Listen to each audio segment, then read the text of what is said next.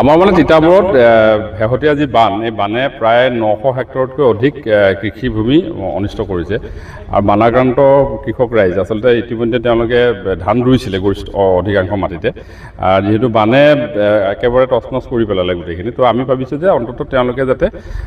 কৃষিক বাদ দিটো চলিব নোৱাৰে তিতাবৰ কৃষি প্ৰধান এটা অঞ্চল কৃষক ৰাইজৰে তিতাবৰখন জীয়াই ৰাখিছে আৰু কৃষিক বাদ দিলে তিতাবৰৰ অস্তিত্ব বিপন্ন হ'ব গতিকে কৃষিক বাদ দিব নোৱাৰি যাৰ কাৰণে আমি ভাবিছোঁ যে অন্ততঃ আমি এটা আজি কেঁচাই খেতিত এইটো শুভাৰম্ভ কৰিলোঁ কঠীয়া সিঁচাৰ কেঁচাই প্ৰতি যি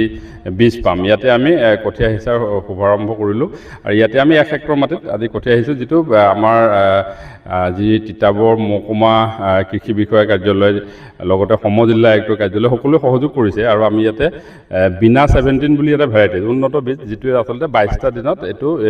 মানে ৰুব পৰা পৰ্যায় হৈ যায়